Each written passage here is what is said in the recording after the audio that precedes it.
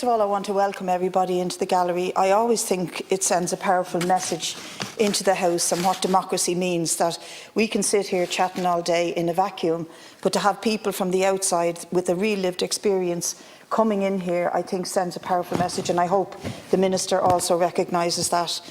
People Before Profit want to welcome this bill, and we're supporting it as a step in the right direction.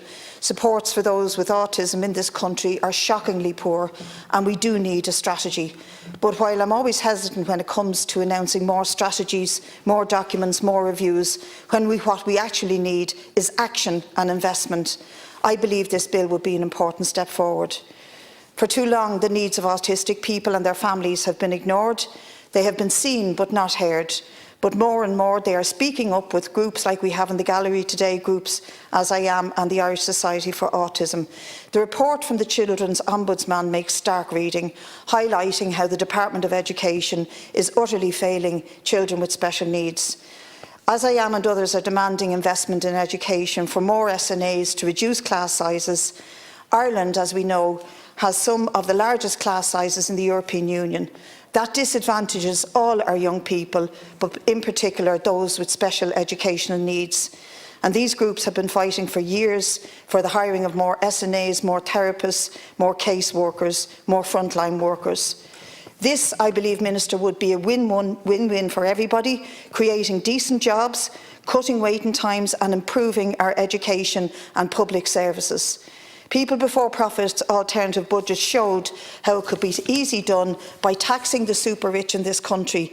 It's a political choice that the government make to prioritise tax dodgers, not the children. We know of at least 267 children with autism that have no school places yet for September. 267 families anxiously contacting schools, terrified that their child will be left out. And all Minister Madigan could do is to try and dodge responsibility and blame the schools. The buck stops with the Minister. Has been a shocking response from her to this crisis, lashing out at the schools for her and her department's utter failure. But why is it only now in June that the government is finally talking about this? Surely we knew well in advance how many children with autism would be needing school places, where they're living, how many places there are in those areas. These are not unknowable questions. It's the failure of the Minister and the Department. And I just want to read briefly from a principal in a deaf school in Dublin 8 who says, "I'm not sure the Minister grasps the choices principals have to make every day to allocate scarce and finite resources. I continually have to prioritise children with complex needs, and we are not equipped to do so.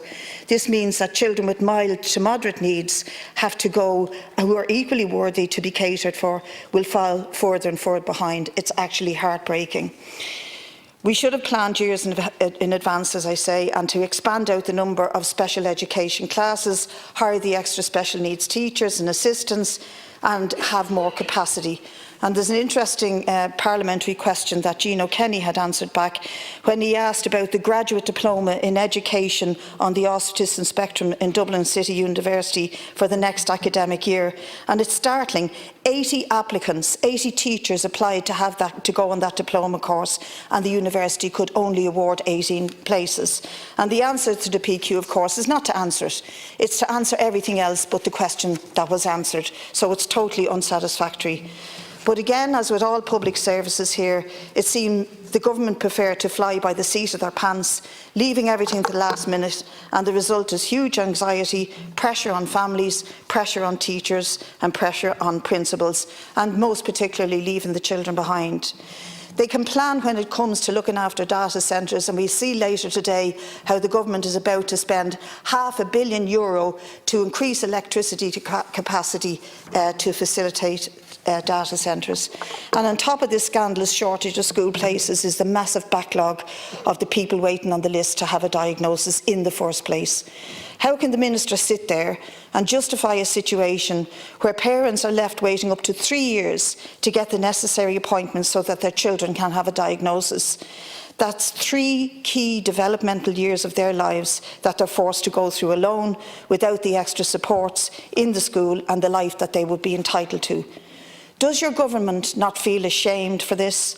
As I am, and other advocacy groups and those here today with us have been pushing for years for increased investment to cut these waiting times, and People Before Profit completely supports them, but this government has failed to deliver.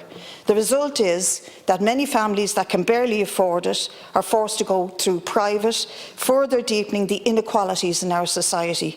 This cannot be accepted any longer, and we need to invest now to bring down the waiting times to months, not years, so that children with autism get the supports that they need and that their families need, and they get them when they need them.